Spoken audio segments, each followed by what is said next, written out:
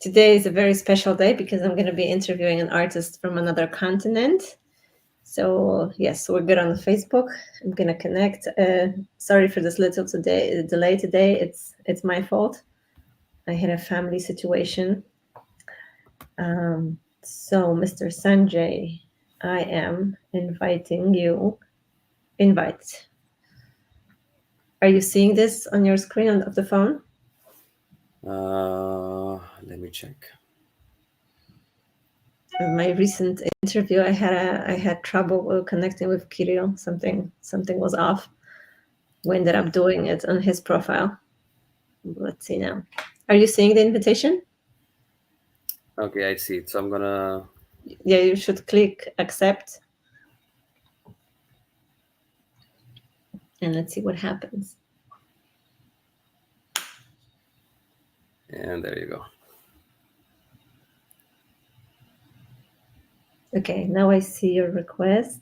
Dimitris from Greece is listening. Great. Go live with Okay, I Sanjay. see The the Indian video, magic. but Okay, it should be connecting.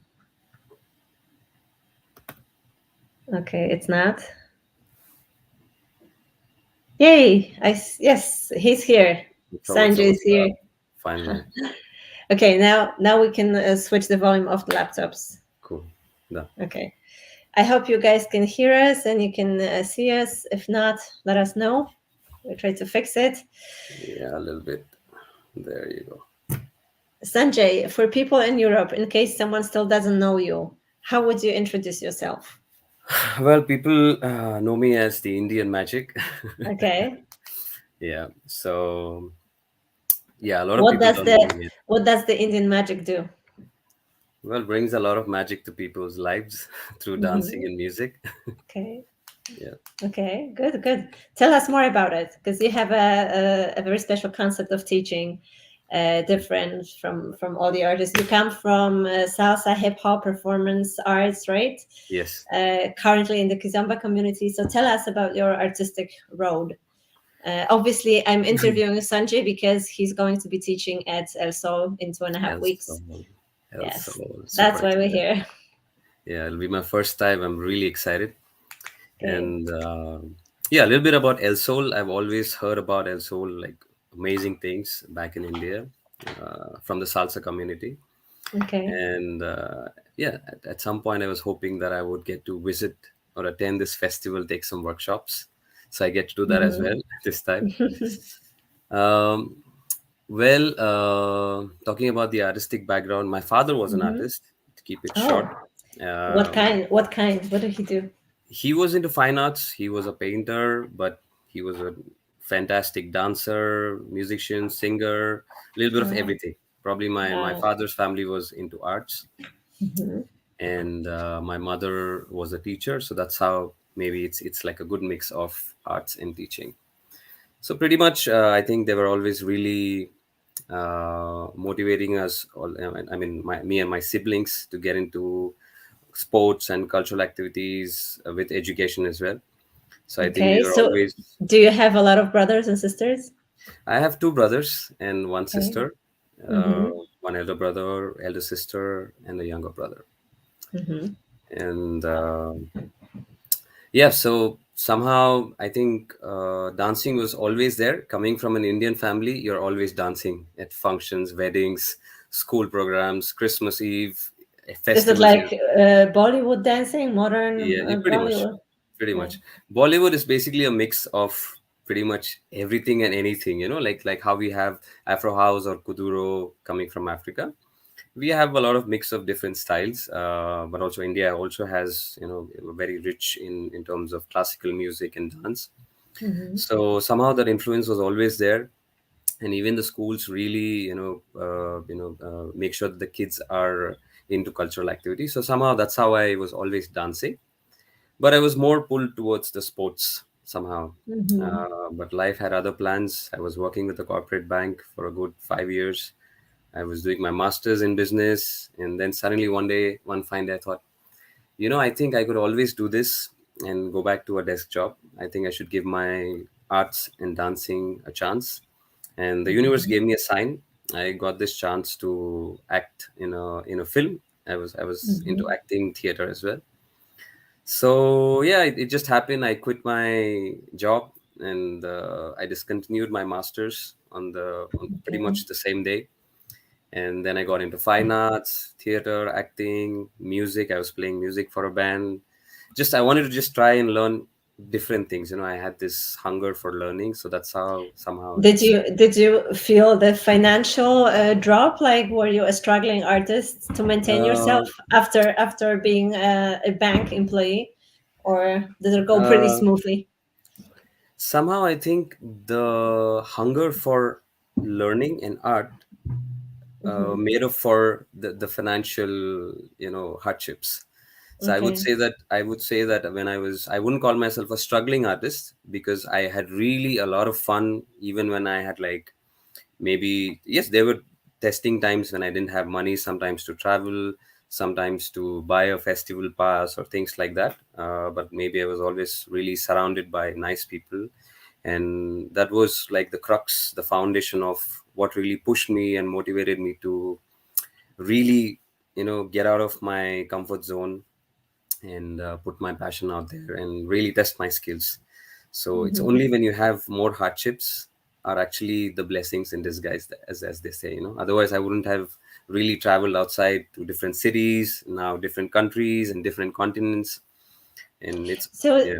tell me, because the first time that I heard about you was from Marta. Marta, Yeah, who was she's a tarasha dancer, because she yeah, studied Chinese studies, and she was in correct. China, and Yeah, then she came back.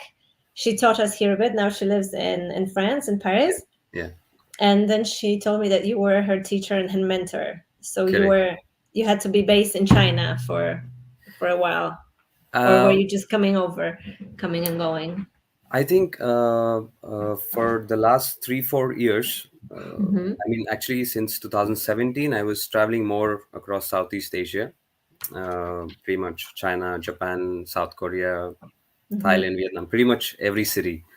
So China was one of my favorite places because there were a lot of people dancing. The community was huge, and I had the opportunity to take Kizomba to different cities in China as well. And that's where I met Martha and another dear friend called David. Mm-hmm. And they took my first lesson, and then they decided that they should travel to all the lessons that I was doing in China. Really sweet people. And yeah, so Martha ended up being there in all the classes, and she was assisting the classes, and she picked up, like, she was already super talented and really hardworking. She was really good with bachata, Afro house, and then she just stumbled upon Kizoma and she fell in love, and then it just So rest is just. how did you get into Kizomba? Hi Ishi, Ishiko is saying hi. That's a very interesting story, actually. I got introduced to Kizomba about 11 years ago. That's in about, Mm-hmm. I think, 2012, one of the festivals. But I already knew about the dance, but I didn't know that it was called Kizomba or Semba. I had some Mm-hmm. Nigerian friends back in my city who used to host some house parties. And then they used to dance like a lot of different. That's when I got introduced to Afro House as well, I think back in around Okay. 2009, if I'm not wrong. But you And had then to be a street dancer before, right? Before you got introduced to Afro House. No? correct, correct. So I mean, I think with Bollywood came a lot of mix of hip hop, and Mm-hmm. my brother is also b-boy. He's into breaking, hip hop, house. So somehow we grew up together. We were living in the same room, so we used to share and motivate each other a lot. So they had their own hip hop crew, and I got motivated, and then I got into street dancing, hip hop, popping, house, and Mm-hmm. different dances. So I was training a lot with a lot of teachers. There were a lot of teachers who were flying in from USA, Europe. We had a lot of battles. I was more in the underground scene, like the proper authentic hip hop scene, Mm-hmm. because we have a commercial hip hop scene also. So yeah, I'm so sorry. I'm somehow, sorry. yeah. So this really, from hip hop, I moved to house. From house, I got introduced to Afro house. From Afro house, I got introduced to Semba and Kizomba. And in 2012, we had like some of the workshops where one of the teachers really, he called us and asked us to give us like a little demo from the class. And that was like my first motivation. And then from then on, I started to research more about this. Went to a lot of workshops, saw how other teachers were teaching. But I had a lot of foundation in terms of body language or music or Mhm. dancing coming from theater arts But or you also dance salsa, right? yeah, So salsa. I salsa think came before or after? so. Salsa also happened because of a hip hop party. I used to Hmm. go to this club where they used to have like hip hop parties, and my friend, one of the nights, she was like, "Hey, we have this salsa party, salsa night." And her name was Vijaya, and she took me to this party, and then everybody was dancing. It was so amazing. Mm. And but then there was this one guy. His name is Rishikesh. He's an amazing teacher, one of the teachers who brought up the scene in my city. If he is watching this, Which and city? Which city is that? Hyderabad. I come from Okay. Hyderabad, and I was watching this guy, and he was wearing these white shoes, and he had some Mhm. really cool footwork. That was my first introduction to salsa, and I watched this guy for. I was just standing there, and I was like, "Wow, this is really cool," because I was dancing house and hip hop. Mhm. And later on, when I researched more, I realized that hip hop and house, the background actually comes from salsa, the foundation. It comes from breaking, salsa, mambo. So we have this whole Mhm. documentary which talks about how mambo influenced all the other dances. Uh-huh. So then that's when, because of the footwork and Kali style footwork, to be more Uh-huh. specific, I fell in love with this dance, and then I started to go more to these socials, and I was dancing. Mhm. And I think in 2014 they announced these competitions, championship. That's where I took part in it because I was going through some. I had a really bad accident, and I was on bed for 2 months. I couldn't move. I Mhm. couldn't walk. What Uh, was it an accident dancing or walking or driving? no, it was a bike accident. I Like was, yeah, I was really crazy about racing back then. So on a motorbike or a on a bicycle? motorbike. On a Motorbike. motorbike, yes. And the funny part is, I was just riding it at 20 kilometers per hour, and a car came and crashed into me. Oh shit. So yes, Mhm. and then I was bedridden, and it was testing time for me again. I was crying because I couldn't move, I couldn't dance. Mhm. Mhm. And then when they announced this championship, it was like about in 2 months. And then I told myself that I should, this is the sign that I have to start moving, and Mhm. it really inspired me to get into dancing again. So that's where the journey of feeling the fire in salsa actually started for me. So Okay. simultaneously, I'm asking about this because elSol is a fusion festival, when for people who like to dance all kinds of dances. correct. And you are, as an artist, you are an example of this passion that is shared across Yeah, the genres of yeah, music yeah, and dance. yeah, So now you have your European episode now, yeah, chapter Europe. yeah. Since when, and what are your plans for? Well, I've been wanting to come to Europe for a long time. Albir, one of the really well-known artists, he Hmm. he saw me in Malaysia at a championship again in 2017, and he wanted to bring me to Europe, and it couldn't happen because having this, Indian passport has a lot of benefits. Okay, okay, I So see. yes, I could never make it. But Hmm. recently, I was doing this competition, salsa competition in South Korea, where one of the judges was Angelo from Italy, Okay. and amazing, Who is amazing guy. also coming to elSol, and Albert Yes, is also coming to elSol. yes, it's going to be like it's going to be amazing. So he saw Mhm. me and he said, "You have to come to Europe." So he was the one who really motivated and made sure that I was here. So finally it Mhm. started. I came to Europe this year in January, and then I didn't expect that. I was just getting booked, and people were inviting. I was also going to a lot of festivals, meeting a lot of amazing people who knew me through social media. And then yeah, it just spread like wildfire, and I'm getting to travel places, meet amazing people. I'm going to Mhm. elSol, by the way, in 2 weeks. So, what are your plans for the future now? Are you dancing with Angelo in the team? Are you training with them? Yeah, well, I'm supposed to be training. I'm Yeah, supposed to be but you're training, not and you're not there. I'm not there because this year, by the time I reached, the course had already, Hmm. it's halfway Okay. through, and I was pretty much out of place. Hmm. And then we had summer vacation. The course just again, commenced last week. They started the lessons again, and but Angelo knows that I'm traveling. Also, we keep meeting at festivals, so he's been pretty flexible with me. And Okay. but I will go back. I will go back this month, and I will join again this year. Hmm. So that'll be amazing. That'll be amazing. Yeah. Tell me, because when I'm thinking, when we live in Europe, we think that the world, Europe and the US is like the world center, Yeah. the West. Yeah. But like Africa and China, they have a pretty strong connection, business wise, Yeah. politically wise, right? And Yeah. probably also socially, which is why the cultures exchange. I mean, I'm Yeah. seeing a lot of Chinese kids dancing Afro house like crazy, Yeah. Yeah. which means there has to be a lot of inspiration and a lot of teachers. Yeah. And can you tell us a bit about how this is? The Africa in China, and because this is like completely foreign, something I read in the press. Maybe Yeah. some Yeah. contract, some resources, or Correct. but I think it influences people's lives, that exchange. Yeah.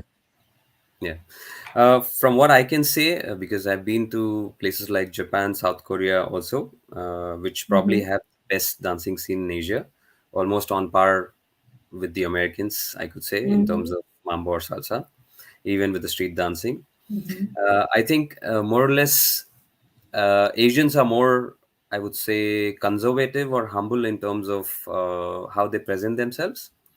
Probably it's Mm-hmm. the culture that we have. Uh-huh. So probably it's not out there, Uh-huh. but pretty much when you travel there, you see that they are insanely talented. Like And some of people them, are crazy hardworking, yeah, from what yeah, I they are see. really. The That's the one discipline. difference I see between the West and Mm-hmm. at least from Europe and Mm-hmm. Asia is they are more probably it's the culture. I mean, nothing wrong with Mm-hmm. how Europeans train, but in Asia, the culture of teaching is really strict in terms of when you say guru in India or when you say sensei in Japan. They really look up to the teachers in a different way, and they're really serious about training, and they're very for example, South Korea, they have this thing that once they turn 18 or 19, the men Mm-hmm. have to go serve the army. Mm-hmm. Like Israel. Mm-hmm. Yeah, Mm-hmm. so then it becomes a part of their training that even in the dancing they train like this. Mm-hmm. So they're really competitive and they want to be like, they don't want anything but the best. And now the other countries, when they meet at these festivals or the jams or battles, Mm-hmm. they look at the other countries, each other, and they're really trying to push themselves. So it's more like a very healthy competition, but they're Mm-hmm. really amazing, very talented, and really Mm-hmm. hardworking. And they also take classes as something more like education, Mm-hmm. not just like a hobby, where okay, I have to do this over the weekend. It's Yeah, and something like, it's supposed to be fun, always fun. Training is not always fun, right? yeah, yeah. For them, I think they're really like this. They like to train. They're very specific and focused as to what they want to achieve with this. Not Mhm. everybody, but most of them are like that, I would say. Okay, that's Yeah, impressive. I yeah, like that about the Asian culture. We actually get some people from Korea at elSol, correct. also from India. We used to Yeah, have a couple of people from China, yeah, but lately, with the world going into chaos, it's been a correct. bit less, like Yeah, especially being close to Ukraine. yeah, yeah, yeah. I understand. Um, Sanjay, so what is your dream project for the future? That's a very interesting question. Well, only this year I've realized that I don't like to plan. And most of Mhm. my organizers are always asking me, how do you function without planning? For me, the high is probably because I grew up in a very competitive space, whether it was education or whether it was my workspace or dancing.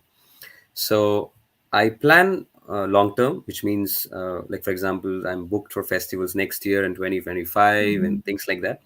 But I don't like to plan the really nitty gritties. But I let the universe take shape and let me flow with it. So Mhm. dream project for me right now, I have many projects. I'm designing my clothes. Probably I will launch them soon, and Nice. I'm building some teams in Asia, in India. I have my own festival.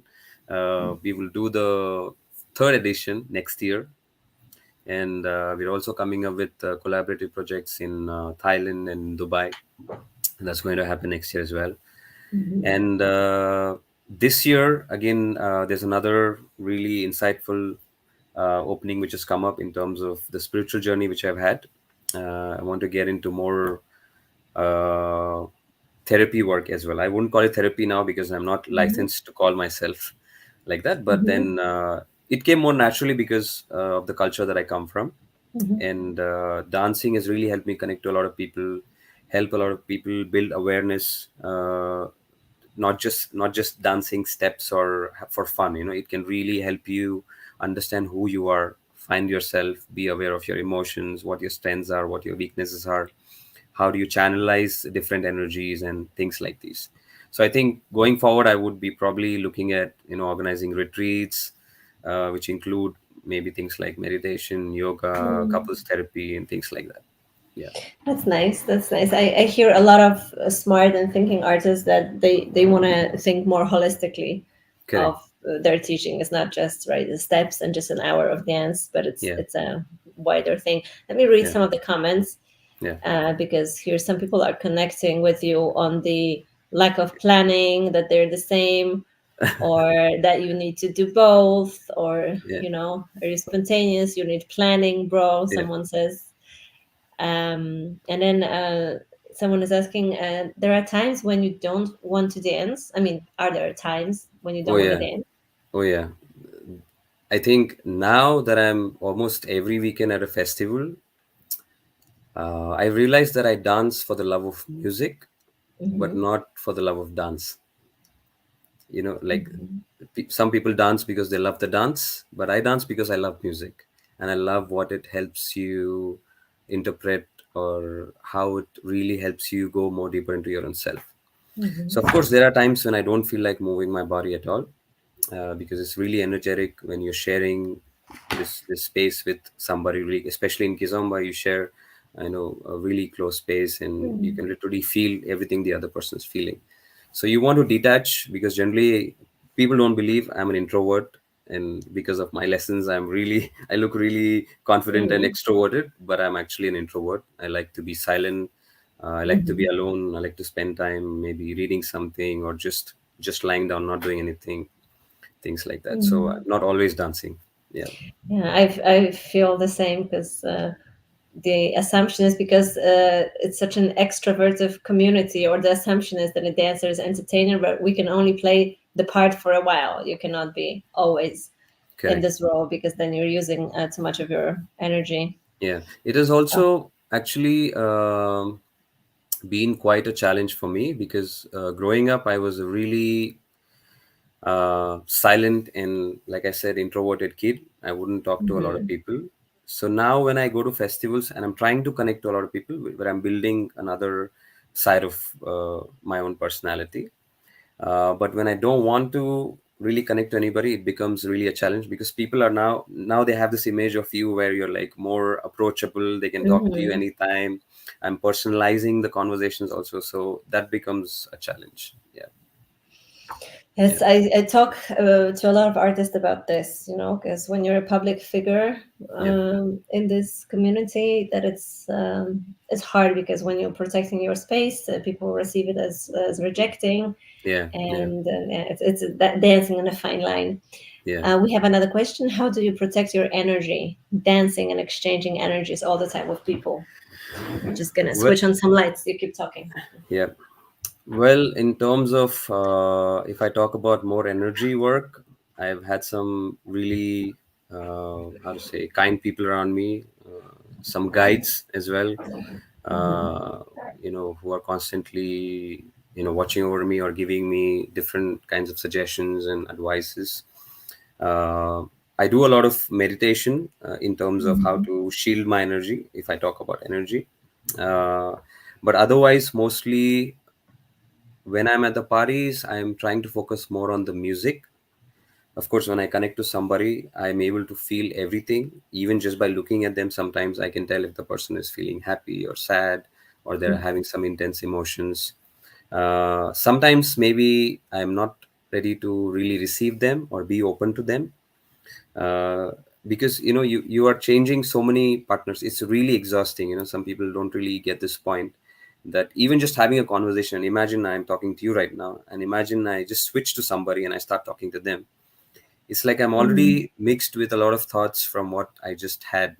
a Mm-hmm. conversation with you, and then when I immediately switch, then this person will have that influence, and then I might Mm-hmm. feel like a little stressed, or I might feel it's too much. You can't really keep Mm-hmm. filling the glass of water.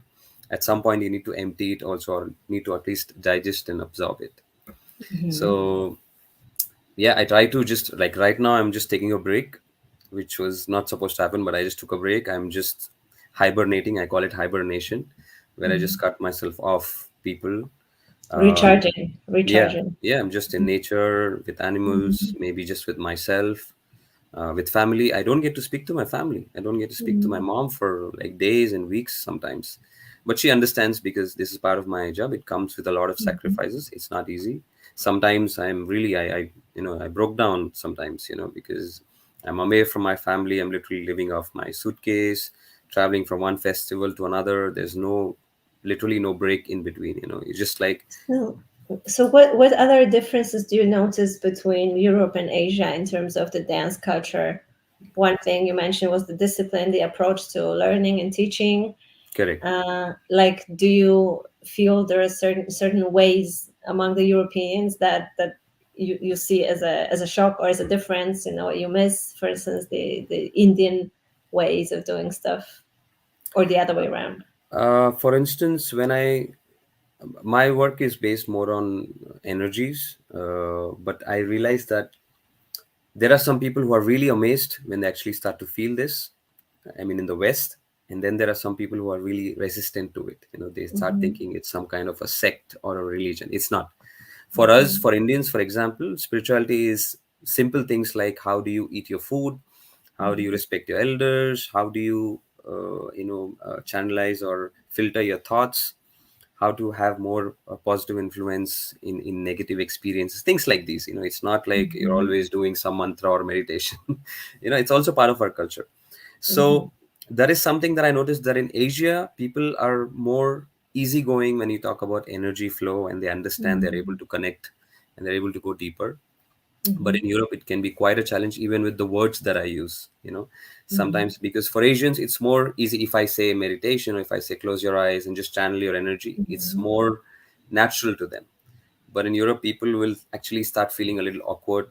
They would actually think, what am I doing, why am I doing this, Because and they're like, when they're not in control, when it's not from the intellectual level, I think correct, correct. They need that something logical. So, Mhm, which is also amazing for me, because I've learned to balance it really well with mhm, a more logical influence also, in how it really helps your daily life. Because dancing is directly connected to your life.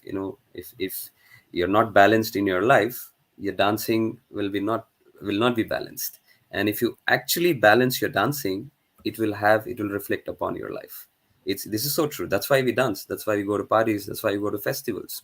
But people don't mhm, realize that every weekend, when they're booking passes for a festival, they're going back to this thinking it's an escape from reality. mhm. But what they need to understand and realize, that this is actually the reality that they're experiencing, which they think is like just an abstract illusion while dancing. Yeah. So Did this you? is one of the. Yeah, Sorry. yeah, yeah. Sorry. So, okay, yeah, that makes sense. Yeah. It's interesting. I still wanted to go back to the energy exchange in Yeah. Kizomba, because this is always an ongoing discussion. You know, Correct. like when there's an imbalance of followers and leaders, then the Yeah. leaders kind of give a lot, and they give a lot more, Yeah. and then they're tired. You know, there's like an imbalance in the dance community. It's not equal. Yeah. And I kind of wanted to ask how many people you can dance with in a night. You know, how many people can you Uh, connect with? Do you like do you experience negative energy oh sometimes yeah. Oh yeah. from your followers? Yeah. What do you think it means? Like, But these are things I'm interested in. this is one topic which I'm most interested in. Almost Mhm, every party that I go to. Initially, when I came to Europe, when I moved to Europe, I was full of energy and I wanted to like go to every party, every festival, dance with as many people as possible, and give my full power. But then later I realized I was just exhausting myself. And then there came a point, I think I was in Rouen, Sisan, I mhm, think, and I had a burnout, literally. and I felt I can't be doing this, and I was literally feeling like my body was just not ready to move. That was the first time that I didn't go to a party one of the nights, and I Mhm. felt, if this is what it brings me to, that I don't enjoy this anymore, then I need to make some changes.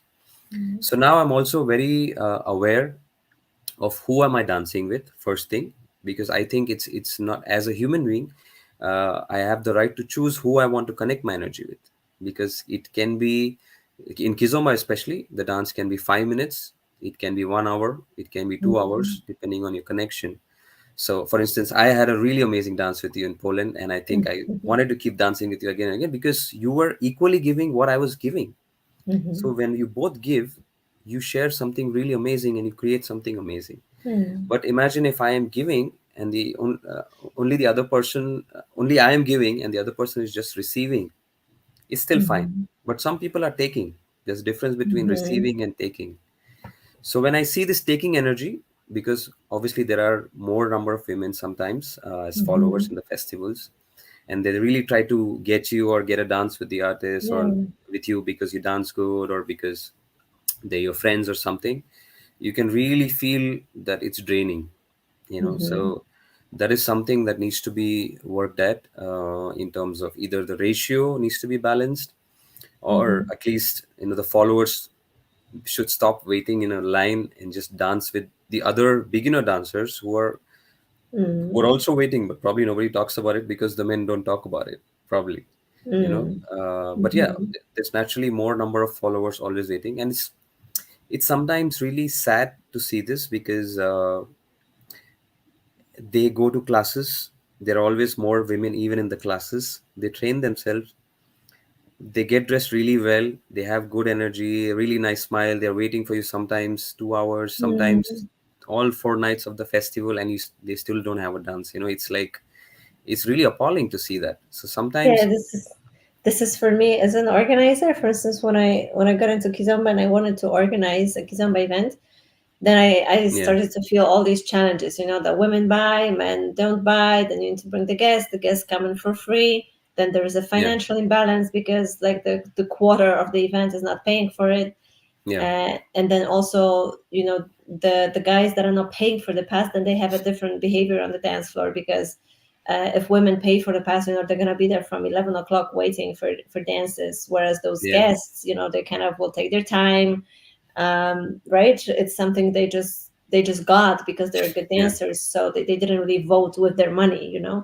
yeah, So then even if there's a balance in numbers, there's an imbalance in the time spent on the dance floor.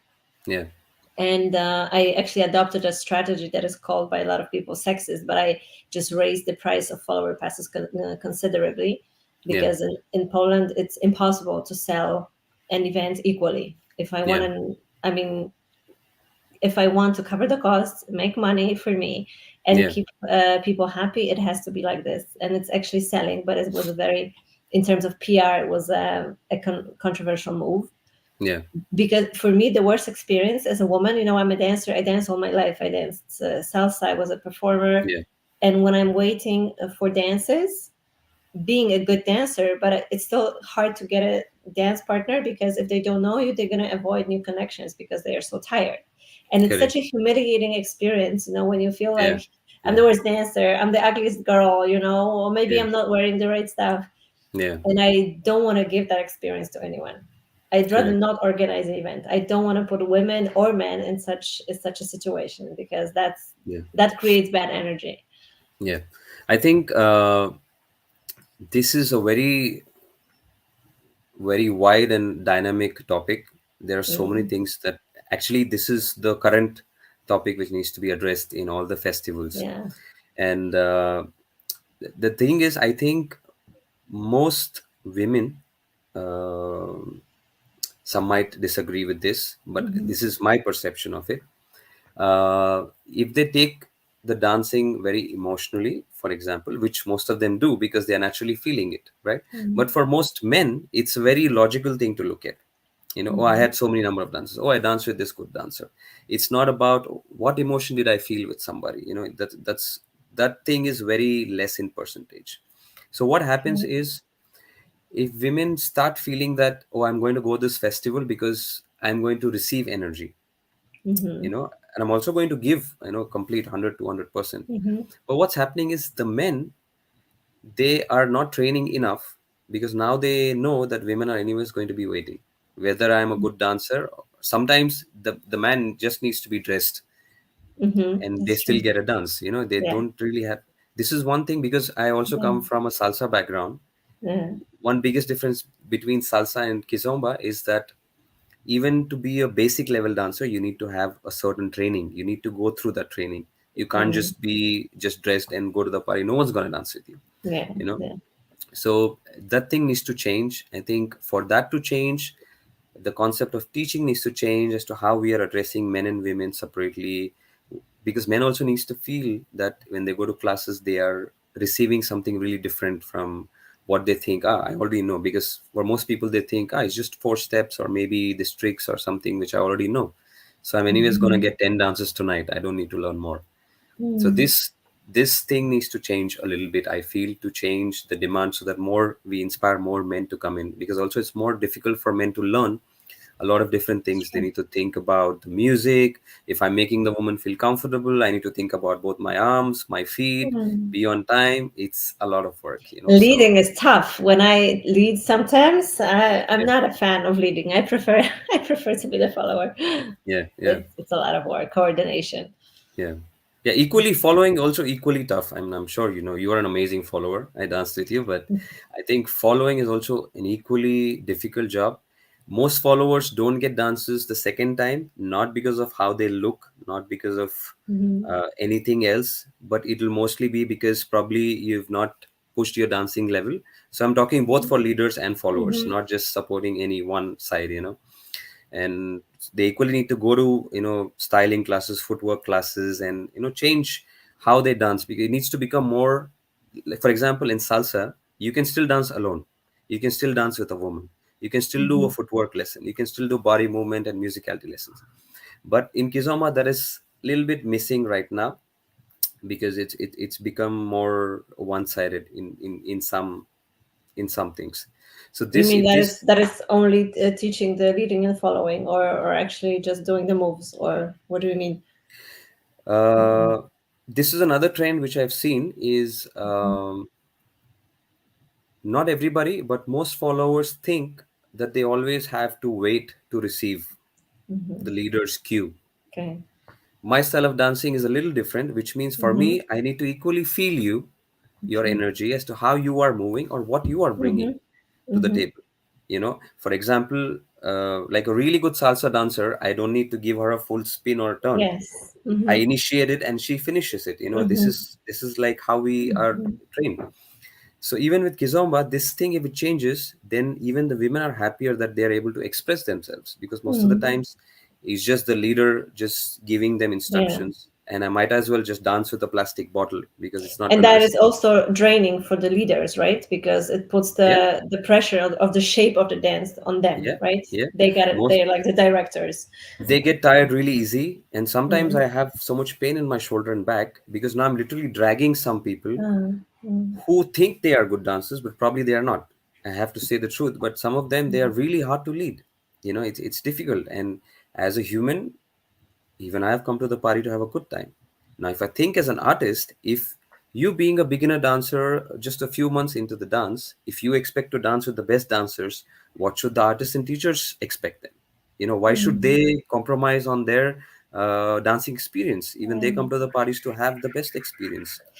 This is So actually extreme in kizomba because in salsa, I mean, of course, there's always demand for the artist, but people correct. don't wait in lines. And usually, like the girls that I know, I don't know, someone would love to dance with Adolfo or with Marco Ferrigno, but they're gonna question, "Am I good enough? Yeah, Is he going to enjoy the dance with me? Maybe I'm yeah, going to approach him next year when I'm better, right? yeah, Because I also want to make sure that I am at the level so he yeah, can enjoy the dance with me. They don't yeah. have this, oh, he has to dance with me because I'm a customer, right? Correct. Yeah, I yeah, think I think in Kizomba, because of the taxi dancers and guest dancers, there's this misconception that men are there to serve women, you know? correct. Yeah, yeah, just because they're contracted. Like they forget it's a mutual exchange, and a yeah, woman should also be educating herself to be an amazing dancer, right? So that she yeah, gets to the level. yeah, Um, so yeah, so this is for me interesting to observe. This amount of demand also to be satisfied yeah. on the dance floor. Or this Ha- this way of speaking. That people, that yeah, sometimes even men, they adopt this and they say, "Oh, I'm gonna give you a dance," and I'm like, "You're gonna give me a dance?" yeah. Uh, Because he's going you to know, equally receive. I thought we're gonna dance together, right? Yeah, But yeah, the even the way of thinking about this is like that he's offering something, correct. that it's not our mutual encounter, right? Mm, Where we're both mm. giving each other. This was for me new in Kizomba, just this way of formulating this. Correct. I think this happens also because uh, since this is just again, it can cause a lot of controversy, but I will still say it because it's my opinion or what I felt since I have this platform to say it, Mm-hmm. that most of them are having an emotional experience through this dance, especially in Kizomba because it's really close, which is not normal in most people's lives. So Mm-hmm. this for them becomes like they think it is healing. They Mm-hmm. think, whether it is healing or not is subjective. So every time they keep buying this pass and keep coming back to the festival, thinking that I will feel good in this festival. So maybe they feel really high, really amazing. But when Monday, Tuesday comes, they will start feeling equally, the higher you go, the lower you will feel. Mm. So then they have to again go back to another festival to feel this Which is high a perfect customer for what we for do, an right? organizer. Yeah, But it's unhealthy for the yeah, person. Yeah. exactly. And Mm-hmm. with this trend, what's happening is more and more women, for example, I will talk for the women first, Yeah. instead of being in a space of giving and nurturing, they are going with an expectation to always receive. Mm-hmm. Mm. So what's happening when you are giving this kind of an intention and perception to the man always starts to think that, okay, I'm in the giving position. I'm in the giving Mm-hmm. position. But if you start making the man feel that he's also receiving, Mm. they will also change the perception. Okay, I'm going to go to this festival because I'm also going to receive. Mm-hmm. So they will also look forward to the dances. The respect will change between people. So that thing needs to change. I think Yes. some I don't want to put genders, but some Mm-hmm. people, they are really desperate to get this, because probably it's missing in their lives. I understand this Mm. also because you all want to feel good at the festival. But maybe, for example, it depends on who are you expecting this from. Is this person Mm. ready to give, or is this person ready to receive? We need to ask these two Mhm. questions. Next thing to understand is, if I'm going to a particular festival, what is my motive here? Why am I going? Am I going just because I want to feel good, or I really want to improve my dancing, or is because something is really sad inside me which I want to release? This can have a lot of effect. So the bottom line of this entire thing, I would say, is more than the dancing, if you, in simple terms, have good energy, which means if you've taken shower, you smell good, you put some effort into dressing good, you Mhm. wear a smile and give good energy to another person, he or she will dance with you. Mhm. There are some times when somebody is a beginner, they don't know any steps, but they are so humble and kind, and they're Yeah. smiling, they have really nice energy, they're smelling good. You have an amazing time with them dancing. Mhm. Sometimes it's like the most advanced dancer or artist, but they have a really bad attitude. Maybe they Yeah. just smoked, or maybe they're smelling bad, or they're arrogant, or they feel like they're doing Yeah. you a favor. You don't feel like Mm. dancing with them. Yes. You Hate don't feel that. like I dancing hate with that. them again. We call that a pity dance. Like we Yeah, don't like pity yeah. dances It's or like you're doing a favor. yeah. So, Mm. which also happens in terms when somebody, for example, sometimes I face this when the follower is really pushy that she really wants to dance, and I said, I'm actually in a lot of pain right now. But she said, no, I'm leaving home. This is my last dance. And they would still push it. Maybe I will say, I don't really feel this song, because it can happen if I am Mhm. really an authentic dancer. I want to feel the song if I want to dance. Now imagine I am holding you and I don't feel anything. It's just I'm not being true to myself. I'm just faking the dance. Do you Mm. really want a fake dance? Are you happy with this? Most people are just Mhm. happy. They're just happy to stand with you, make a video, and then post about it. But they're really not inside within themselves Mhm. to really see, am I actually enjoying? Like sometimes, back in the day, you had one dance with somebody and you felt like you would remember it for years. Yeah, yeah. These days, it's gone. It's like every festival you have 10 dances which you will probably remember for 10 days. Mhm. I still remember, why I got into Kizomba, like seriously, 2014, Mhm. Ataka and Lalemana had come to India around the festivals. There was in India, we are more number of leaders. So, Mhm. And maybe someone wrote it here that I should come to India. Sounds yeah, good. we always have more number of guys, which is an Mm. amazing thing. Uh, so you have to be really best of the best to, really Mhm. get a dance. Makes sense. Makes sense. So there was a huge line of leaders standing to dance with Tanya. And then she was like this goddess, first time you seeing her, it Yeah. was a white theme night.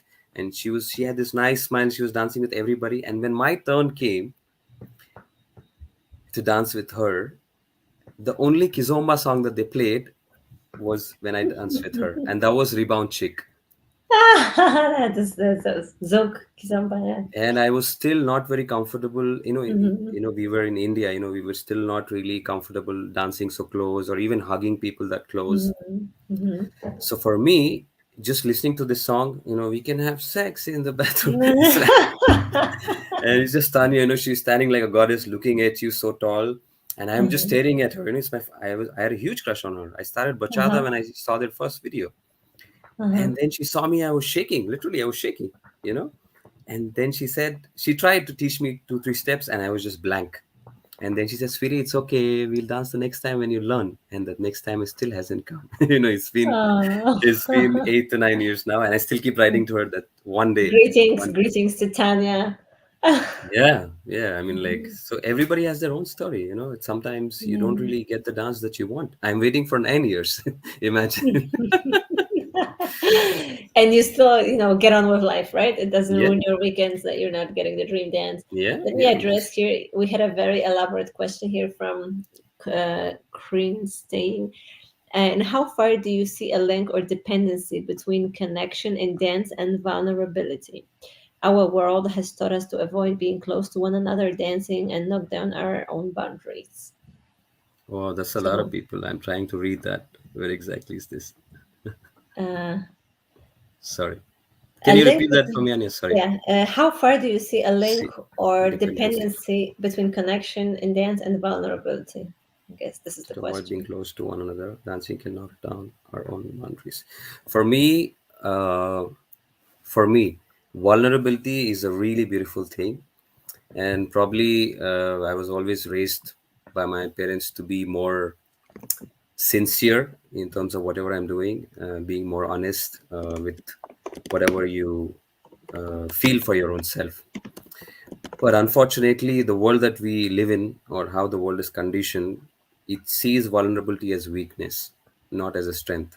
I think it's changing, no? It's Slowly, changing but now. It's changing since mm, pandemic. It's changing because people were really put into vulnerability to test mm, themselves. So they learned how to live with vulnerability now. Before that, it was impossible to trust anybody with vulnerability. So mm, now you're always trying to find this space where you can be safe space where you can be vulnerable with somebody, and it's difficult. It's not easy to find this. And for me, if I can have a vulnerable space with somebody, that's the best joy in a dance, but it's difficult to find. So how far do you see a link between connection, dance, and vulnerability? For me, dancing is being vulnerable. For me, if because most people, they think dancing is always about being happy or feeling sensual or mm, looking sexy. They're thinking about looking always, but not about how you are feeling. Sometimes maybe you're feeling really not so confident or maybe sad inside, but you put up a mask or a front that you're really confident and you're really sexy or enjoying the dance, which is not true. mm. Not true. I'm always asking this question in my class, that let's say your partner is feeling sad and down, but you are really in a very euphoric mood. How do you balance this? What do you do? That's a Well, good let's question. Tell us. yeah, Tell us. really, yeah, because Is most there an leaders, answer? Is there an answer to this? for me, the answer is, if you are a good leader, you have to balance it and see what you can do to find this, common point. Mm-hmm. But if still you're not able to get there, you shouldn't be dancing. You shouldn't continue the dance. Maybe you can just sit and talk, ask the person what happened, if there's something you can help them with, Mm-hmm. or maybe just take a break. Maybe you're not in a position to give them that space. Mm-hmm. So maybe it's you're not doing the right thing by just staying there. It doesn't make sense, because we don't realize that it's not just one dance. It can be 15-20 minutes of your life that you're sharing with each other. Mm-hmm. So why waste it being fake? Be real. Maybe you want to cry. If you don't want to cry in front of people, go to the washroom, cry it out, no problem. So vulnerability for me, it's really important, because that brings the true self out. But for Mm-hmm. most people, I know that it's really difficult to open. Most people have like this closed space while dancing. Mm-hmm. Yeah. Wow, that's a lot of Yes. questions I see. I have to scroll Yeah. down. Yeah. Yeah. And I think, I mean, I'm trying to address the ones that actually really ask a question. Some are just supportive comments, which are very nice. Wow, you got me into this thinking, of philosophy of connection and so on. Yeah. Um, can you tell us what was the best moment of your career? Oh, coming to Europe for now. Okay. This is something that I was waiting for, but I think there have been many moments, because I always live each day. I'm not always thinking ahead in time. I'm trying to be as much as I can in the present moment. So I think I've had many moments. Sometimes it's the most simplest moments which people might think that, oh, this is nothing. For example, in the Chinese community, they gave me this award for building the Kizomba community there. For most people, this can be an amazing, big achievement, big Mm-hmm. award. Of course, it's important. I've done a lot of work. But for example, I was having a dance with one of somebody. Okay, let's talk about this. Albir had come to my festival in India, and my first workshop with him. The workshop ended. I hugged him, and we were just crying for 10, Mm-hmm. 15 minutes, just hugging and crying. This moment to me is a big achievement, because I could hug Mm-hmm. a man. First thing, I Mm-hmm. could cry in front of people, which I never learned. I never was taught how to cry. And so this for me is a big moment, because it opened up so many things with my dancing, that now I'm able to really feel free. I feel liberated while Mm-hmm. dancing. So this was an important moment. So I think there's so many moments like this, like the Oh, dance that's that I, amazing. Mm. not because you're my organizer, but the dance that I had with you in Lunar, at Lunar. Mm-hmm. This was like an amazing changing moment for me, because Mm-hmm. until then I was not using the influence of salsa and kizomba. Mm-hmm. I was dancing kizomba like kizomba. But when I danced with you, I remember we did a lot of turns, spins, and we did like, I tried to think of some crossbody variation. It was amazing. It opened up so many things. So for Mm-hmm. me, every small stone that you put is, achievement for me. So that's how I look at achievement, and that's Mm-hmm. why probably not many people knew me when I moved to Europe, because I've been in this for many years, trying to learn different things. Yeah. Mm-hmm. We have a question from El Ceprino. Ceprino, when can he come to teach in London? Does he need visas? I guess it concerns Yeah. Sanjay. He'd have to Yeah. answer this. I'm not his manager for Europe. Well, let's hope I get to come there. And well, to be really, just to put a word of gratitude out there, that having this visa, I had 4 visa rejections before finally getting this visa, which means I waited Wow, six years to come to Europe. And crazy. yeah, otherwise probably I would have, by now I would have, probably most people have known my work. So with with my passport, I've had a lot of struggle, to be honest. And people think it's really easy. It's not. To get a visa, especially in India, I have to really send my passport to the embassy, wait for 1 week, 2 weeks sometimes, to get an answer if I Mhm. get the visa or not, things like that. So having this visa was a blessing for me, really. Having a European visa, Mhm. I can travel to so many places that I couldn't have traveled before. Well, what we could say to this, to UK, of course, it's not an individual person's choice, but UK, you shouldn't have left the EU. Oh God. Sanjay is Sanjay is in Well, the European Union, right? But now to UK you need a passport, because before it was just like Schengen zone, correct, correct. Yeah, just with an ID, right? yeah. So But I see it happening. Next mhm, year, I see a lot of new places happening. There's mhm, Australia, there's Canada. So hopefully, the UK also will happen. mhm. I'm positive about it. Oh, okay, so Sanjay, now tell me your most difficult lesson, like your weakest moment of your career, and what did you learn from it? Just to end on a positive note. End on a positive note with the weakest moment. Guys, are you listening to this? Your weaknesses actually tell you how positive you are in your life, Mm-hmm. or you can be in your life. Uh, I think I will talk about now, because what I'm Mm-hmm. experiencing now is when I moved from India to Europe. I was always traveling a lot, even before in Asia, but this was like it was like an eye opener for me. I really faced a lot of challenges in terms of basic things like food, for example, and things like adjusting to the teaching styles and adjusting to the sensitivity of people, or tolerance of the different things. It's really different if you compare the West and the East. So that for me, I think, was really difficult to adjust to. So in a way, I won't call it weakness again, because I always look at my weaknesses as an opportunity to grow further. Mm-hmm. So um, for me, I have nothing to complain about. The universe has been really generous. I can't. I'm really grateful for whatever I have. So yeah, I don't see anything yet Okay. now. Right now, at Yeah, least. okay. Yeah, but also I think one thing that I like to put out is, for me, when I'm dancing,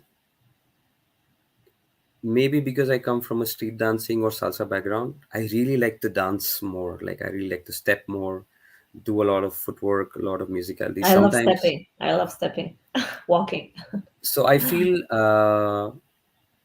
often people are not able to see what I'm actually doing. So sometimes, as an artist, you need some kind of, like, when I ask some people, recently I put out a post saying, if you had an amazing dance with me, please write back to me, because when I ask people how was the dance, they only say, "Wow, that was amazing," or maybe they was fine or Mm, okay. But I want to know the more the artistic details, like how was the footwork, what was the musicality like, or I'm doing a lot of things, which I feel like, wow, I did something mm, really cool, new stuff. To me, every dance needs to be new. I go mm, with that kind of a mindset. I'm not thinking, oh, I know these moves. I'm going to be in my confident space and make the woman feel amazing. No, this is not my thing. Like I just said, that I would like to be vulnerable in the space. I can make mistakes, no problem. We can make mistakes and we can goof up, have fun, no problem. But I have to create at least something new in every dance, which means at least one thing needs to be new and creative. mm, So mhm, this, I think, most people, when they don't see it, I sometimes feel disappointed when the art is not appreciated. Of course, just hugging and feeling good, you can feel with a lot of people. Of course, that is also working on your own energies. But coming to the art part, sometimes I feel, because artists are not always open to share. Thankfully, a lot of artists have shared mhm, a lot of good feedback with my work. But I always like to talk to artists. I like to collaborate, do some different things. We need to now step out of the this ego zone, that maybe if I say something, I will be lesser or more. This thing needs to go. I And don't if think it matters. I don't think yeah, it matters at all. Like, yeah, if we start sharing more, I think we're gonna grow really fast, more and more. mm. Yeah, I think, I mean, I have still this memory from that dance on the verge of March and April when yeah, we danced. yeah, And I remember that it was a lot of space, there was a lot of walking, there was a lot of creation, yeah, and I also felt like I can contribute and make the dance, that I'm not yeah. just the executor.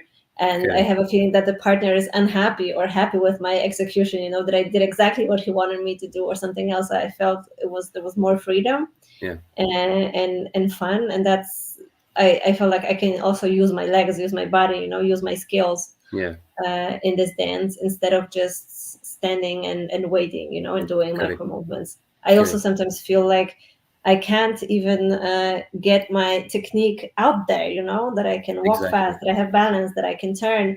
because the dance is very minimal and someone is not even trying to challenge me, or to try things. Yeah. But yeah, there are different kind of dancers. Like one of the festivals has this motto, huggers or steppers, and you Yeah. choose Yeah. which one you are. So I there think are. since you brought this up, I'd like to add Yeah. something which is really, really important, which I always want to say it out, but probably this is a good public platform to say it. That every time I get into a dance with a really good dancer, I want to push that dance. I don't want to just feel good. Mm-hmm. So most people are not ready to get into that maybe not comfortable space. But for me, I want, because I want to grow in this dance. I want to like Mm-hmm. create something new. So it's amazing when something new happens and you create. It's like wow. Mm-hmm. So what happens with this? A few years ago, I was struggling because when I was learning as a leader, I used to lead everything, and I had a really good partner back then. And she used to always, give me this feedback that you're never giving me space to express. I don't have space to, because she was a ballroom dancer. She had a lot of technique, um, amazing dancer. So she Mm-hmm. didn't have the freedom to express and create. So Mm-hmm. that made me actually change my perspective. But now, when I actually give a lot of followers space for them to express, they are just blank. And sometimes when I ask them for feedback, they say, "Oh, actually, I'm not sure what I'm supposed to do." So I say, "This you have free space to express," because most of them, they are not training to dance solo or alone. Mm-hmm. Unless they have a partner, they can't really move. You know, not most, maybe some of them. So this is something Mm-hmm. that I wanted to put across also, that when I dance, I want to challenge you if you're a good dancer. I want to make you feel comfortable also. But then if you're a really good dancer, we both have to challenge each other to create something amazing, right? This is why I'm dancing for my artistry. I'm not just dancing to feel good or make you feel good. I feel good if I create something new. It can be really bad, no problem. But if I create something Mm-hmm. new, it can be something awkward because people are in this mindset that everything needs to look beautiful.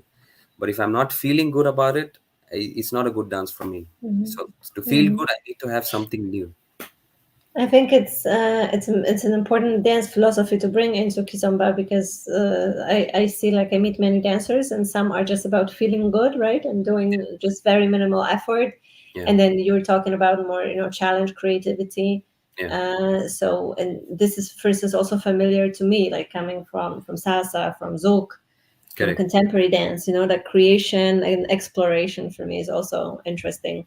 Yeah, So yeah, I mean, I think it would be good if there was more of this, yeah. so that the community is more about dance and not just about holding and hugging and soothing difficult emotions. Correct, correct. That's so important. It's so Yeah, important. As we much have. as I Yeah, love Dusair, yeah. and as much as I love Yeah. hugs, because it's only recently I've learned, because the child within me wants to hug, wants to feel good. I really love Dusair. I love micro movement and musicality, Mhm. but I also equally love the other parts as well. Yeah, I Yeah, think a good balance of this and that is great. yeah. So now we have some comments. Ceprino, I don't know how to read what language, is telling me UK has never been to Schengen. You're right. I'm sorry, I meant that it was there had to be some less demands on traveling, because I used to go into UK with my ID, and I think there was always extra control. You're right. Yeah, Saprino. Yeah, Yeah, he's Ceprino. been, Yeah, yeah, he's one of the flew first in guys who's been Madrid. wanting to bring me to London actually. Okay, I okay. hope you bring me there soon, bro. All the best, Sanjay. Go burn the floor. Okay, Sandra is saying, "Hey, Sanjay, do you think that self-confidence, but the real, honest one, is a good thing? And what exactly is self-confidence?" There we go, That's a very Sanjay the interesting. therapist. Sanjay the therapist. That's your road. No. You can Well, I'm ask no these therapist. questions. I think most of Okay. my teaching is coming from my own learning, which I'm sharing. So Mhm, whenever I go into class, I'm telling people that I'm just sharing from my own experience, because it comes mhm, from, I've been dancing for 20 years. I've danced different styles. I've worked with kids. mhm, I've worked with old people. I've worked with families.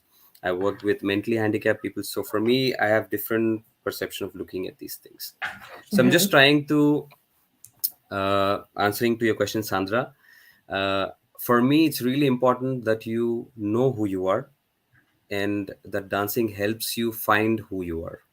If that's not happening, and if you're always stressed out about putting yourself into someone else's shadow or someone else's influence, then you're not really being yourself. So self confidence is when you know who you are, you're able to actually express who you are, right? I mean, it's like, for example, let's say I really feel like hugging, and I'm feeling a certain emotion, but I'm not able to express it, right? I can even put this block into self confidence.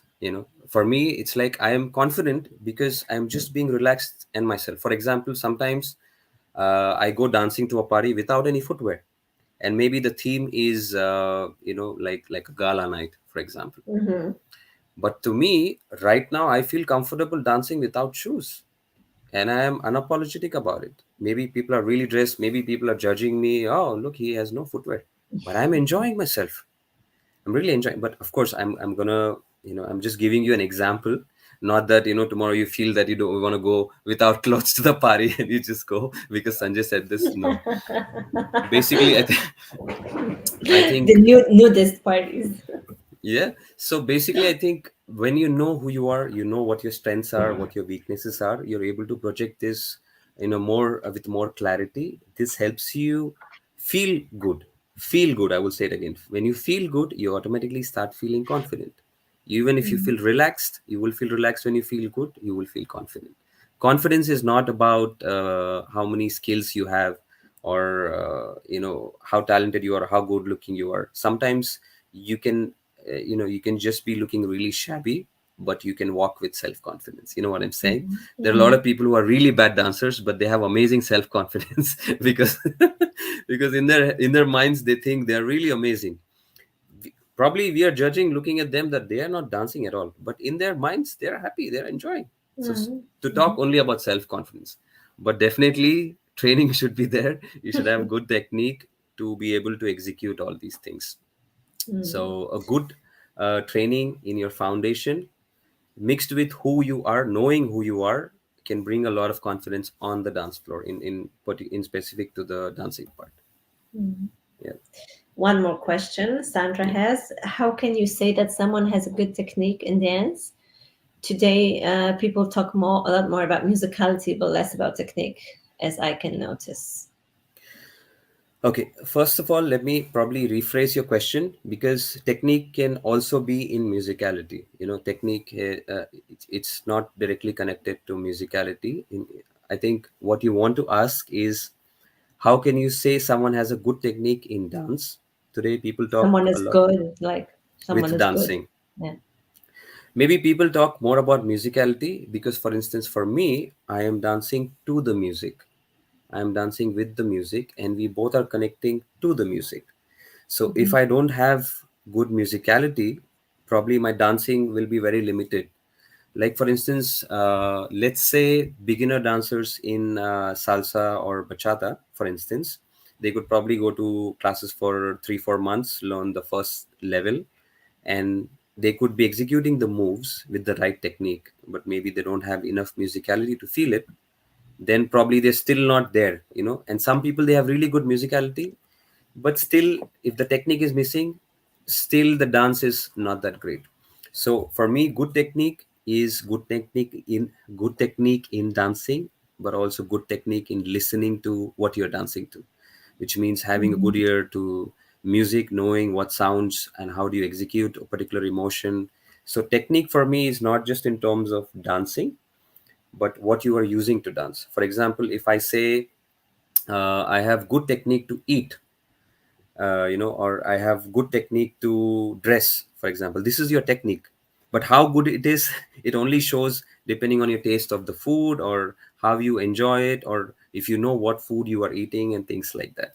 So when it comes to dancing, I think technique has to also do with everything, as to what if you're wearing the right footwear, if you're wearing the right clothes for the right kind of feeling. For example, a lot Mhm. of people wear toms and vans in kizomba. Even if it's a gala night, they would be dressed in a suit, but they would still be wearing toms or vans, because it's again Mhm. technique. If I go to a Mhm. salsa party, I won't be doing that. I would probably be wearing jazz shoes, or Cuban Mhm. heel shoes or something like this. So this to me is also technique. It's part of technique. It's not just body movement, which is technique. Music, Mhm. understanding music, what instruments are playing is also technique. Knowing what emotions, because some people come with this mindset that dancing, I always need to be happy, I always need to be sexy, I always need to be sensual, I only see these two, three emotions. But what if I'm feeling sad? What if I'm feeling angry? This is also your technique. How do you channelize this? How do you release Mhm. this? So to me, technique is a lot more than just the body language or body movement part. So how do I say someone has good technique in dance? When someone has a good balance and mix of all these things. Even basic technique of how do you shower, how do you smell, this is very important. This is the first thing. When you get close to someone, you see how Mhm. they are smelling. If they're smelling bad, regardless of how good their body movement is, how good their Mhm. musicality is, you won't dance with them. So if you want a good dance, having a balance of everything, it's basic, bringing your basic human qualities into picture, not just your dancing movement. Wow. Wow, that's wow. that's a long answer. Someone is asking, what type of meditation are you using? Uh, like, oh, okay, here it is. Um, Shirakis, how? Yes, the and medicine. how does that impact your dance? Well, to be honest, right now my only meditation is dance through music and music through dance. I call it the dance of music, which is I could just be lying down listening to my favorite songs, and I'm already Mhm. mentally picturing something or visualizing something, which already brings me to myself, within myself, and I'm able to manifest how I want to see myself. This is a very powerful way of knowing how, like, for example, let's say before going onto a stage to perform or to compete or to just social dance, you can do this for like 5-10 minutes before going to the party. You will feel really relaxed and amazing because you're already with yourself. You're not out somewhere collecting different thoughts.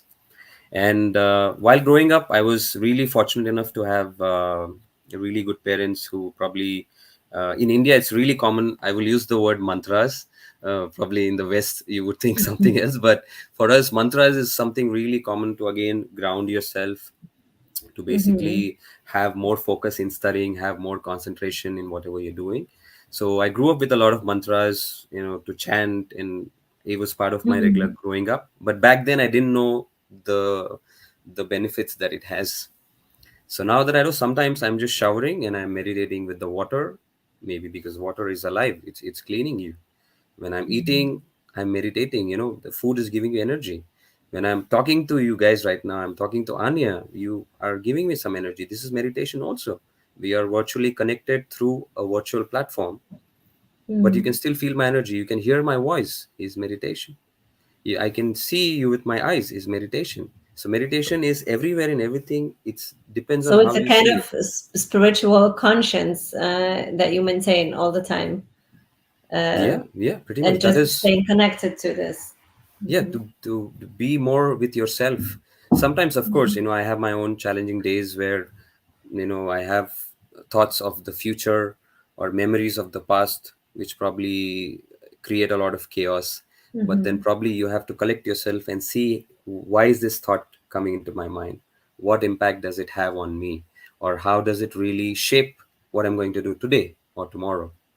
I feel, Sometimes, like we could do this once a month, the first week of the month, Sanjay and his spiritual adjustment for this month.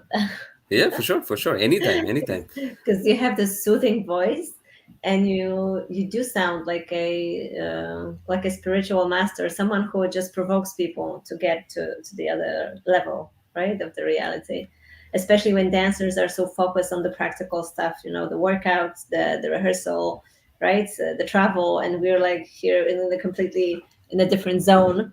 Yeah, yeah. Because I find this fascinating. It's really interesting that you use the word provoke, because even though intentionally I'm not doing it, most of my words actually provoke people to think, even in the classes. And most of the dancers are also provoked. Even most of the artists are getting provoked to dance better, because I am challenging myself. I'm not challenging anybody. But then they feel challenged because in your presence, People Yeah. feel like, wow, I can be like this, or I can have something more amazing. Of course, I won't call myself a master. It's just that I am going through my own experiences in my life, and I'm Mm. learning, and it's pushing me to do something more better. And yeah, actually, I had a interview in during the lockdown with Ricardo and Paula from Afro Latin Mhm. Connection, and they were one of the first ones to actually tell me you should actually start something called Spiritual Kids. I still have Or that interview. dance, or like general, I would say. This is more general to Yeah, dancers.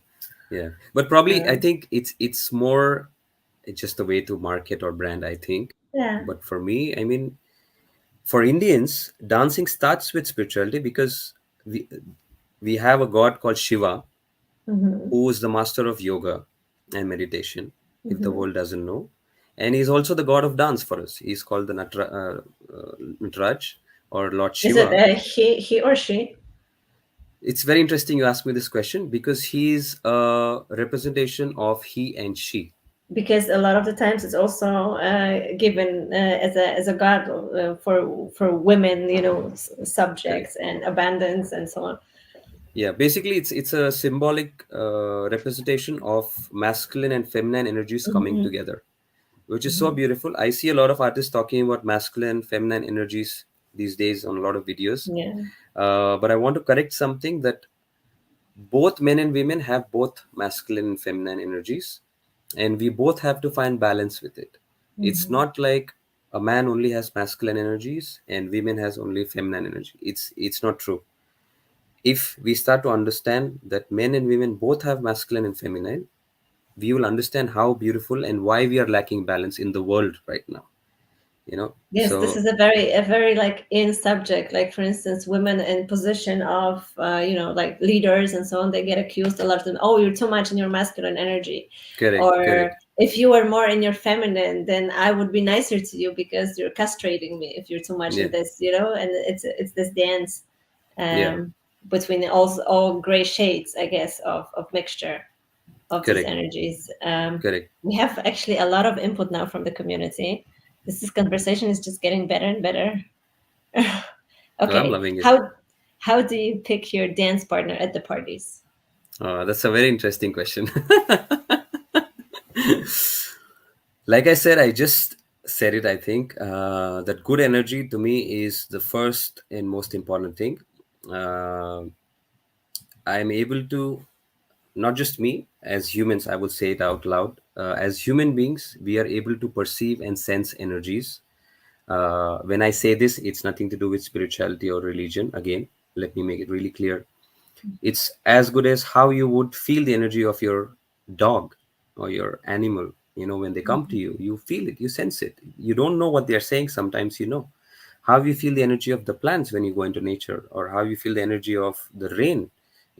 This is how we are surviving.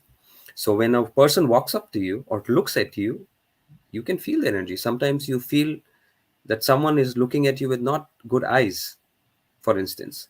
Or when somebody hugs you while dancing, you can sense that they are touching you with not good energy.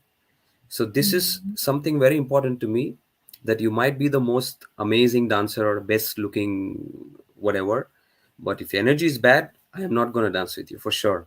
Which means, doesn't mean you're a bad person. It means that your energy on that particular day or that particular moment is not in tune with how I am Mhm. feeling, which can also mean that my energy may be not feeling good. Maybe I'm feeling sad. Maybe I'm feeling anxious or stressed. So I don't want to give this energy to you. So maybe if Mhm. I say no, I generally don't say no. I always say maybe next dance or later. I have never said no, but people take it as rejection. So, how do I pick people to dance? Is good energy. And I'm able to sense this. Now, if you ask me how I sense this, I don't know how to explain this, but I just sense it. But again, like I said, if you smell good, you have good energy. Most people don't smile. I don't know why. They try to cover your teeth. I'm always smiling. And some people actually ask me in Europe, why are you always smiling? Is there something funny? And I'm thinking, is it's more natural for me to smile. It's Yeah. smiling is good. If you, and some people really like it when they say, You're always smiling like a kid," because the child in me is alive when I'm dancing. Most people are Mhm. trying to behave like adults, but dancing is more. When you were dancing like a child, you didn't really think. right? You were just Yeah. moving, jumping around and throwing Mm. things. You were Well, so I happy. mean, it is. We do this all for the joy in the end, right? Yeah, Uh, what's wrong yeah, with joy? Okay, we have a lot more comments. yeah. Angel on Facebook is saying entertainers do better when they're in spiritual state. As a musician, I do it all the time. It connects us to the universe. In Mm, turn, we connect to the dancers. yeah. That's yeah. That and here on Instagram as well a lot. Okay. Uh, Ivana, yeah, what it means to have good energy on the dance floor, you already explained. Yeah. Uh, okay, what Maybe I can kind add of something to yes? Go this, ahead. that sometimes when I say good energy, it doesn't mean physical energy. It just means what is your mindset when you come into the party, right? Like I can tell Mhm, you, let's say there are 100 people in a party, and if one person walks in with bad energy, it can affect everybody in the room. And mhm, sometimes at some festivals you have amazing parties, it's because everybody is high in that zone, and everybody's thinking with like really good intentions or good frame of mind that I'm really enjoying this dance, or I come with this frame of mind that I want to really give good energy to this person. I always ask in my classes, like when you touch somebody, like these days, I am also talking about the concept of touch. You ask somebody for a dance, you directly get into steps. But imagine if I ask you to touch a snake, you would be really conscious. You wouldn't touch probably. You would really mm, be careful how you are touching the snake. You are touching another human being. Why aren't you aware?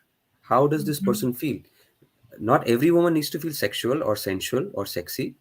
Maybe with some people, I feel like maybe like how I would touch my mother, for instance, or mhm, how I would touch my brother. You know, we need to mhm, think about this. The touch aspect is so important, because whether you dance salsa, bachata, kizomba, it's not like you're physically not connected. You're connecting at some point. mhm, So once you touch a person, you know how you're feeling. And something to talk about is the sexual energies are always open. The dancing is coming from this energy, but nobody talks about it. But it's also mhm, important how you channelize it. Maybe with some people you don't feel anything at all, with some people you're feeling it.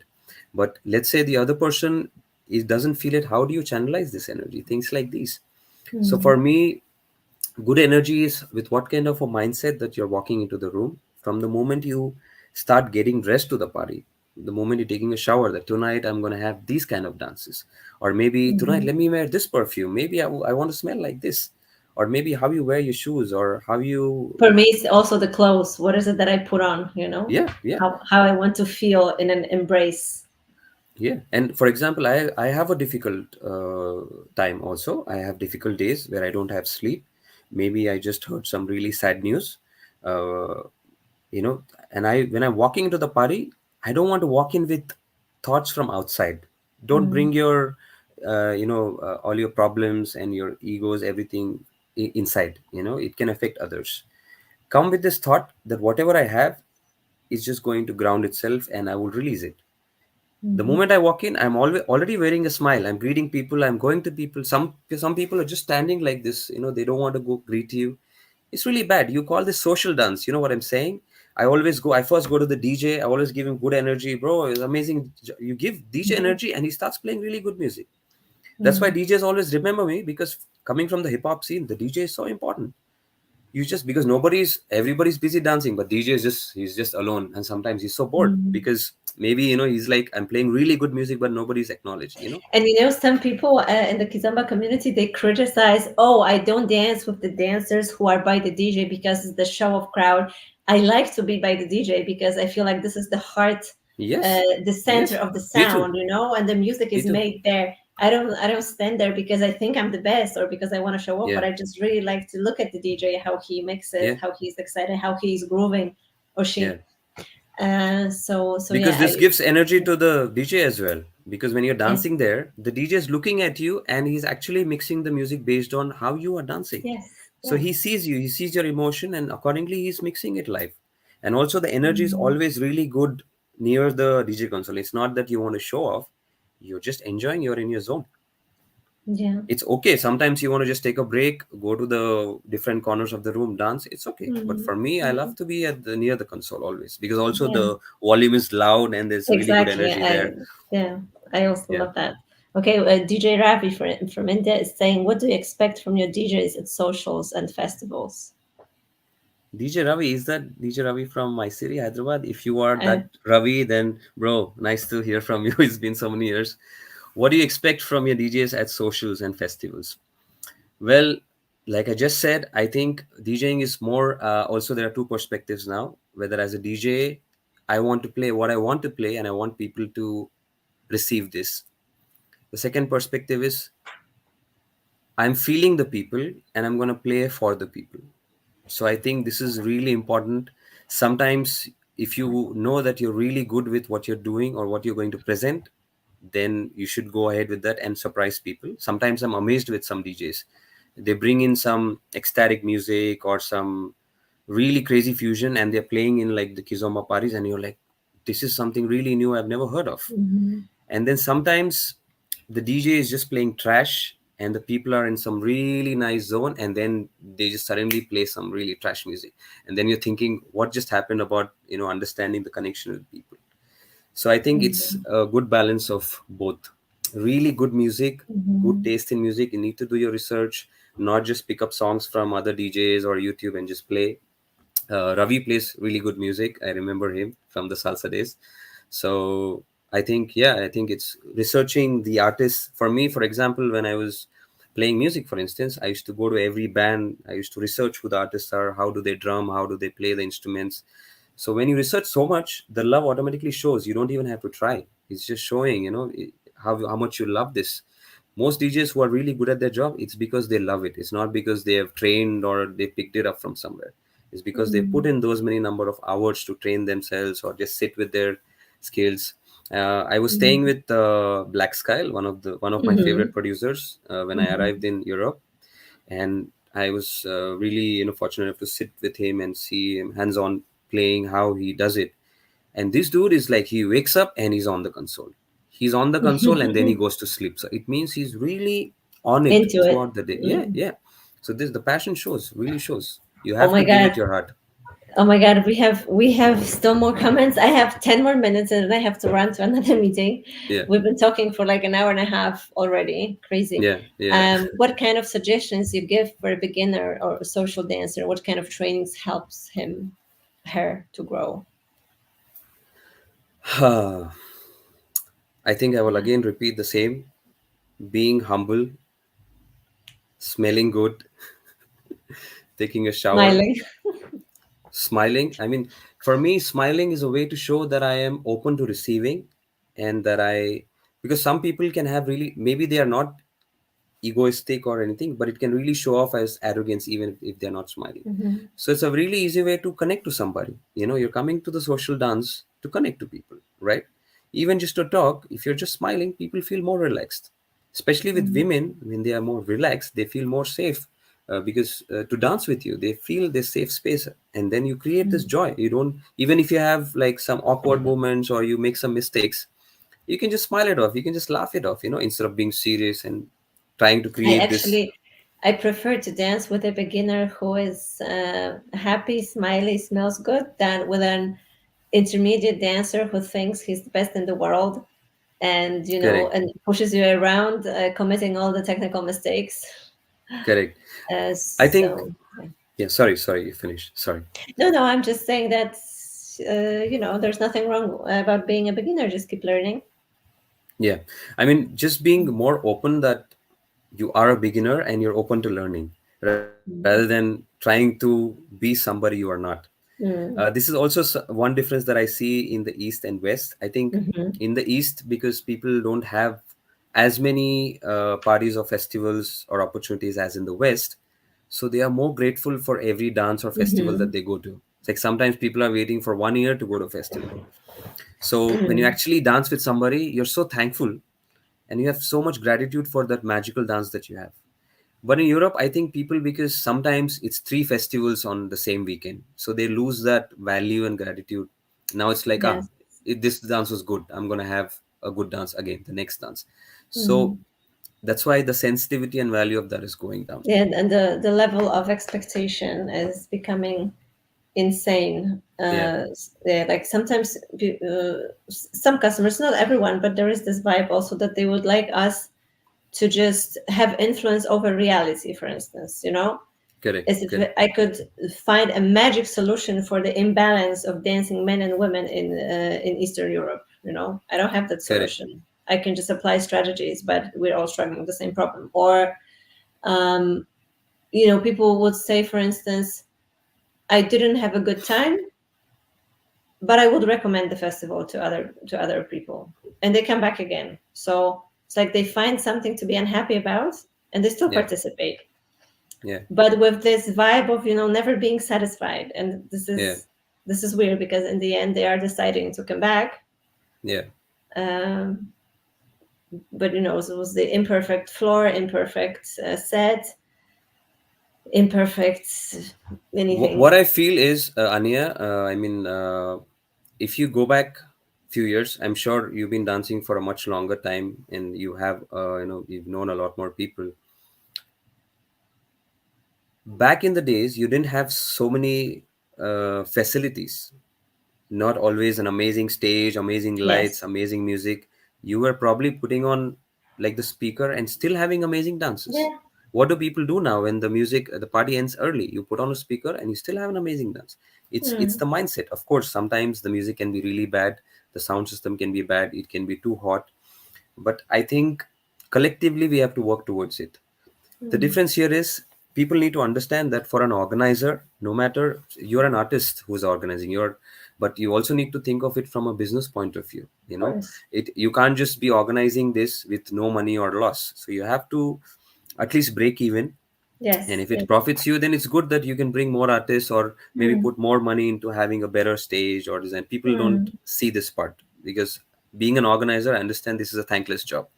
You're probably doing this for the entire year, then end of the some of them come to you and they thank you, and some of them are like, this is bad, that is bad. It's like Yeah. going to a Yeah. wedding. Some Yeah. people are really amazed, some people are like, this was not okay. So I Hmm. think these are just opinions. But also coming to the artists, then people start to have, they think they have this right because they are paying money. Then they Hmm. start to think they are clients. But this thing, people have forgotten that the student teacher relationship is missing. Back in the day, Yes. again, I would say back in the day, because it's changed so much now. People used to really be students, they used to go to them as teachers. But now Oh you my only God, go to. this is so important what you're saying, because I think that in the world of rights, the customer has the right. The customer has the right to demand. The customer has the Yeah. right to complain, and to receive. We Correct. forget that with every right, there's also a certain responsibility. Correct. That as a student, you have the responsibility to respect your teacher, for instance, to come to class, Correct. to show up to class, Correct. to kind of just hold through the class, do not Yeah. leave in the middle of Yeah. the class, right? Yeah. As if now the customer has a position of paying for a service, and Yeah. then they complain that the service was not delivered. They were not taught, Yeah. or Yeah. they were not delivered fun. Yeah. Whereas fun is something you create yourself, right? We just Exactly. provide conditions. Your learning Exactly. is something you're responsible for. We can give you the best teachers, and you can learn shit if you don't want to learn. Yeah. Yeah. And I think also with customers of dance schools, etc., it has become a world of only rights and privileges, but no responsibilities. Correct. Correct. And No, it's no, this makes a lot of similar, sense. how we raise teenagers, etc. We also, they have a lot of rights. Kids have so Yeah. many rights right now, but we forget Yeah. about the responsibilities, and Yeah. it becomes Yeah. crazy, because every privilege has to come at a certain expense, right, of Correct. commitment. Correct. Yeah, I mean, Yeah. a lot of dancers, even when they go to festivals, for example, back then, again, I will say back then, because when I used to go to festivals, some teachers would say that they feel responsible enough, or they feel they're accountable enough to dance with their students or the beginners.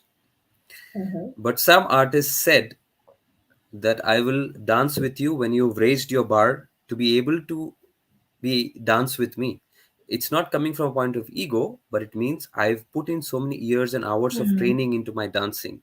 So what makes you think that you will just go to few classes, not train yourself, and then expect to dance with me and be upset Just if you don't because you get a pay, dance? just because you Exactly. pay for my Exactly. services. Yeah. Because now a lot of new people are coming in, but the methodology of training is missing. because they just go to few workshops and they think, oh, I didn't get this dance, I didn't get this dance because I Mm-hmm. paid for this. You paid for the training which you're getting. You Mm-hmm. paid because you're being part of this party where so many amazing dancers are coming. It's already a lot, you know.